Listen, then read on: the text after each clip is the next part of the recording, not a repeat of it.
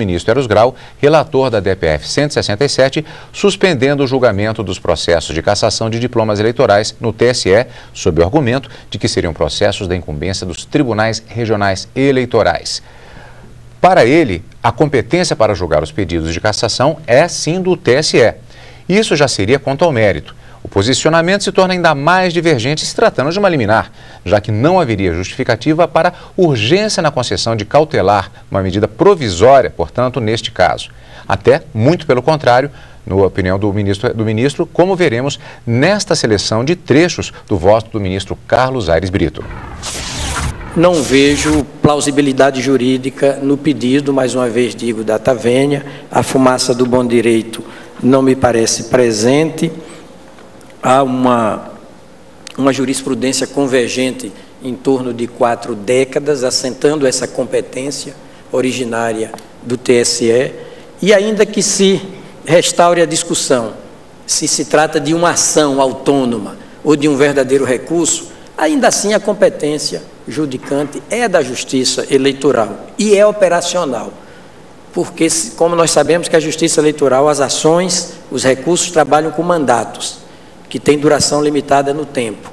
Se instaurarmos as 2 instâncias, começando os processos contra deputados, senadores, governadores, vice-governadores, lá nos regionais, a possibilidade de conclusão do processo no curso do próprio mandato chega a ser remota, sem falar que o artigo 216 do Código Eleitoral, recebido como lei complementar, diz: enquanto o Tribunal Superior não decidir o recurso interposto contra a expedição do diploma, poderá o diplomado exercer o mandato em toda a sua plenitude. E no plano do periculo in mora eu me preocupo muito, porque acho que aqui há um periculo in mora invertido. Se nós paralisarmos os julgamentos e devolvermos os processos para os TRS, basta lembrar, não é, que só neste momento temos 7 processos contra governadores. Esses processos não terminarão na atual legislatura, ou no atual período eleitoral, no curso da duração dos respectivos mandatos, melhor dizendo. Senhor presidente, por isso eu concluo nessa apertadíssima síntese o meu voto pelo não referendo da liminar. E qual terá sido o resultado final, a decisão do plenário no sentido de referendar ou não a liminar neste caso? É o que você vai ver no último bloco do programa Síntese de hoje. E vamos ver também a resposta a uma pergunta. Um estrangeiro que tenha cometido um crime ou tenha sido condenado por algum crime em outro país e cujo pedido de extradição seja feito ao Brasil, essa extradição pode ser concedida se na época dos fatos sobre os quais ele foi acusado e condenado era menor de idade? Nós vamos saber disso também no último bloco do programa Síntese, que começa daqui a pouquinho. Síntese está de volta e nós vamos conferir agora alguns processos que também foram destaque na sessão plenária, especificamente do dia 1º de outubro de 2009. Mas antes vamos voltar a um processo que foi destaque, na verdade, nas 2 sessões, que foi na segunda parte da quarta-feira, como vimos, e depois em toda a primeira parte da sessão plenária da quinta-feira, que foi justamente a DPF 167. Aquela, só para relembrar, que tratou da liminar que foi concedida pelo ministro relator Eros Grau monocraticamente, e, como consequência, suspendeu-se até o julgamento os processos de cassação de governadores, deputados, aqueles que foram eleitos nos estados e que tiveram processo de cassação da diplomação encaminhada ao Tribunal Superior Eleitoral. O argumento apresentado pelo PDT é que seria a jurisdição, quem teria que fazer esse julgamento da cassação dos diplomas seriam os TRS, os Tribunais Regionais Eleitorais. E, Lídia, houve, portanto, a questão... o questionamento da ADPF foi considerado como uma ação correta no caso. Houve, depois, já votando especificamente no referendo da liminar, o posicionamento do ministro Carlos Aires Brito, que vale aqui um parêntese, que é presidente do Tribunal Superior Eleitoral, portanto, um acompanhamento direto da questão, e votou abrindo divergência em relação à concessão da liminar defendida pelo ministro relator, que concedeu a liminar.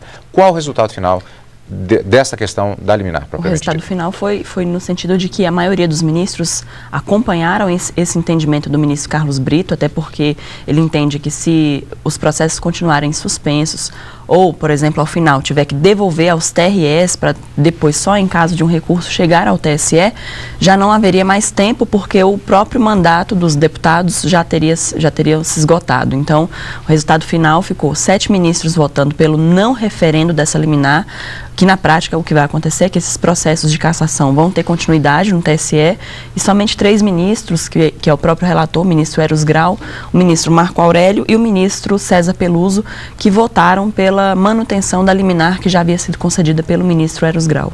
Nos dois casos, aquele primeiro mandado de segurança que vimos hoje, da quarta-feira, e nesse caso, a decisão foi semelhante no sentido de que as liminares foram cassadas. Isso, só que no primeiro mandado de segurança foi por causa do agravo regimental, e nessa foi porque não foi referendada a liminar concedida pelo ministro.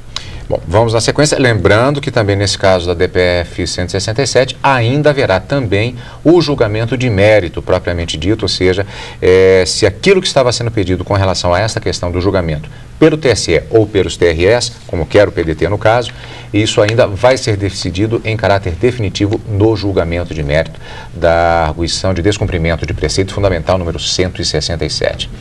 Mais um destaque da sessão plenária da quinta-feira, extradição 1135. Relator ministro Eros Grau, governo da República Federal da Alemanha versus Timur Turhan. Um pedido de extradição que foi formulado pelo governo da República Federal da Alemanha com base em um tratado específico, lembrando que há aquelas situações em que há a promessa de reciprocidade. Neste caso, já há um tratado de extradição estabelecido entre o Brasil e aquele país.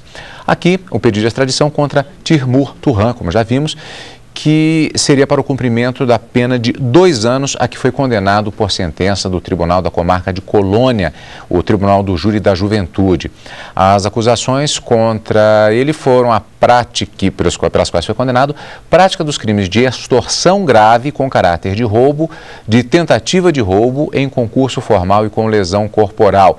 Vale lembrar que os nomes sempre nas extradições podem soar um pouco estranhos, pois se trata da designação traduzida dos crimes previstos na legislação do país que pede extradição. Existe aquele trabalho de se analisar a dupla tipificação, que é a equivalência destes crimes com a legislação brasileira, mesmo que o nome seja diferente ou totalmente diferente na tradução, o que vale é saber se há a designação de determinado fato ou determinada atitude como sendo crime, tanto aqui como lá.